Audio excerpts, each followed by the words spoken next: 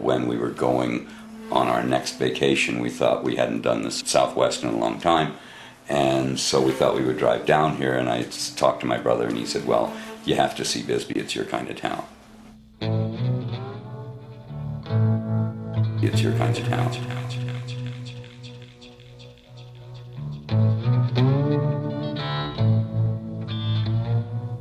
We must not lend ourselves to that which we condemn.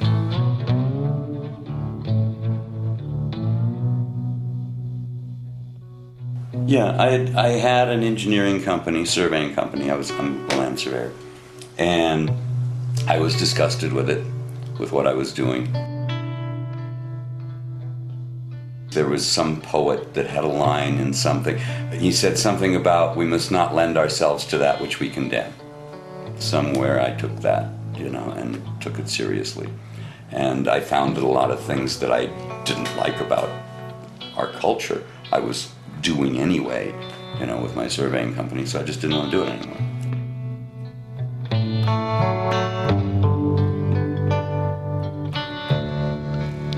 Barbara and I had always been looking for a mom and pop kind of place to run, be it a restaurant or something like that. I'd been in the food business before, so that's what we were looking for.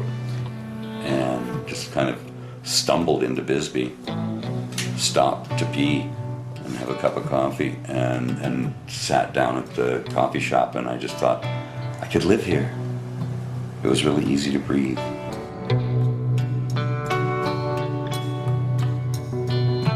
I could live here. It was really easy to breathe.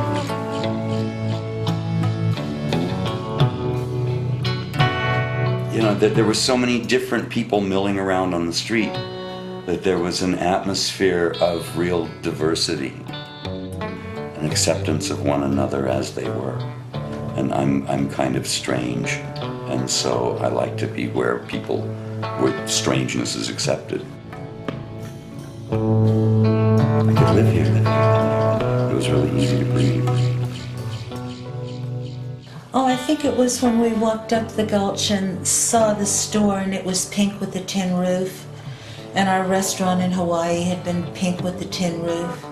And there was that big for sale sign in the window, and there was a house to live in right behind it. And we'd been looking for it for 20 years, and when we saw it, we knew that that's what we'd been looking for. And we called up the realtor and said we wanted to make an offer. And she said, no, you have to look at it first. And we said, no, we don't. It was instantaneous. It was love at first sight. Yeah, it was meant to be. Like I said, our family dynamic was like three dogs with their leashes tied together and turned loose in a forest. And at this point, all three dogs sat down and pointed at this house. All three of us just looked at the store and said, we can do this.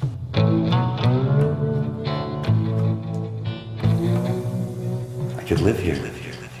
It was really easy to breathe.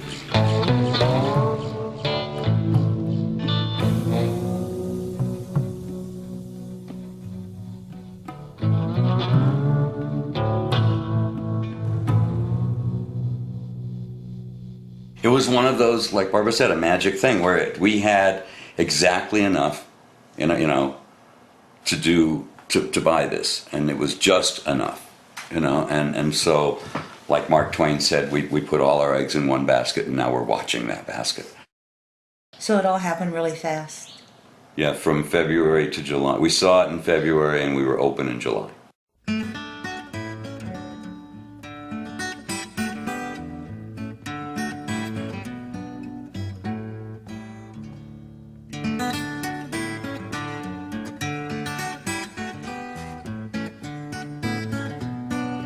I don't like being regulated, and I was kind of told by the inspectors that no, this is, we don't regulate much. We have real basic rules, and we make sure you follow those, but otherwise you're on your own. And that was all I needed to hear, and I came down here, and sure enough, that was the case. The fire department came and said, everywhere else they require panic bars on the doors, but we respect the architectural integrity of this place, and we don't make people do that because it's not necessary. And I thought that was just, that made me feel free and okay. Yeah, we're basically really obsessive compulsive.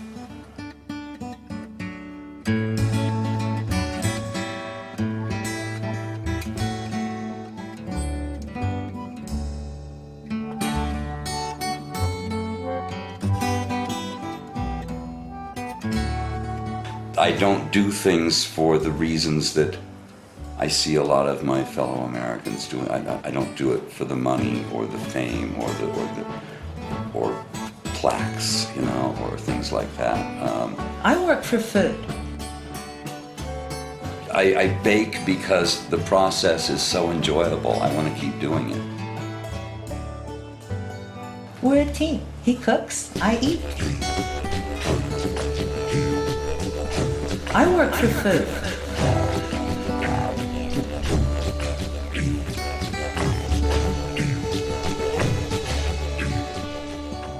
I don't get paid.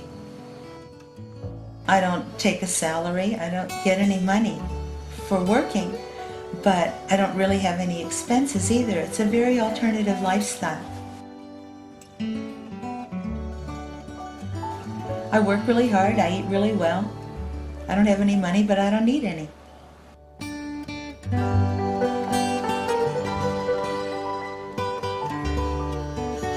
It's really easy, I think, personally, to live a comfortable, sustainable life. You don't have to be rich. You don't have to struggle, really, to do that. Most people that I've met that are happy don't struggle. It's when you're struggling that you're not happy.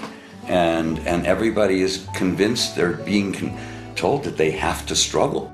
People say we work hard, but it's not work, because it's work in the physics sense that work is the expenditure of energy. But sex is work, you know. It's difficult work depending on the customer. You know, you just try to avoid difficult work and you do enjoyable work. And if you're doing something that's useful to the community or people around you, that should be enough, because then you get what you need. In an ideal little world, you get what you need from the community around you because you give what you can to it. That's, for me at least, that's the model of what I'm trying to do.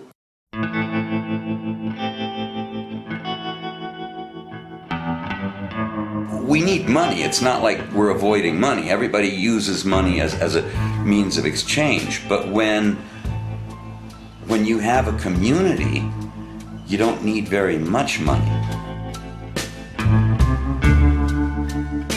My favorite definition of a community is any group of people that care more about each other than they have to. When you have that, your doctor's going to take care of you whether you have the money to pay him or not. We either can help each other or we can hurt each other. Yeah, more so than any place I've ever lived. It's not perfect, but people do care about each other more than they have to in Bisbee. We either can help each other or we can hurt each other. Yeah, I think that's what I felt when I first got here, was that sense of community. And I see it all the time. It's constantly threatened by people who have, you know, who've been conditioned into this need for money. We don't need money, we need each other. We need resources. And we don't need to pay each other like slaves, we can just help. And that reduces the need for a lot of money. You know, if we just help each other now and again. And I don't know, that was alive in Bisbee.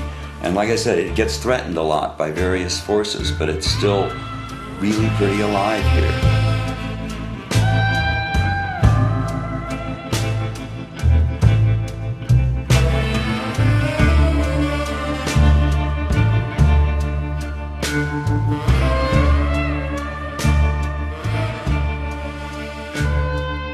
Yeah. In most of the world, people all know each other and they barter a lot more than Americans do in cities. We locked ourselves out of the store one night. The locksmith let us in and we paid him with a chicken.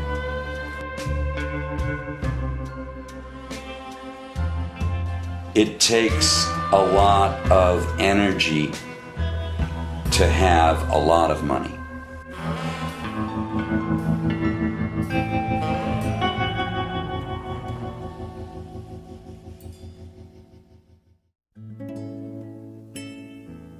I think I've grown a lot, yeah. My garden this year, which is the first year I'm really growing anything, and I'm just doing stuff experimentally, but the stuff that was tossed there and just found root, like the old tomatoes I just tossed back there, are the strongest, and they're as tall as I am, and they're just strong and really healthy, and I sort of feel the same way. We can't find any place better than Bisbee. We want it to be a place where people are free to be themselves and to pursue their arts. I love the mountains. I love watching the sun and the moon come up and cast their shadows on the mountains. And I love the people who have chosen to live here for all their different reasons. The people who are here because they want to be are some of the most wonderful people that I've ever met. And it feels like a big extended family to me. I don't want to go anywhere. I mean, sometimes we have to go to Douglas. That's a big adventure. Mostly we just go to the post office and back. But we hardly ever leave the Gulch. And it's because we don't want to. We're at home. We're here. We're here because we want to be. We're busy. We're happy. No foundation or house, especially in Old Bisbee, has any right angles in it. And people who see life as right angles can't live there. It drives them crazy. They run away. And as long as we have crooked houses, it'll be a safe place to live.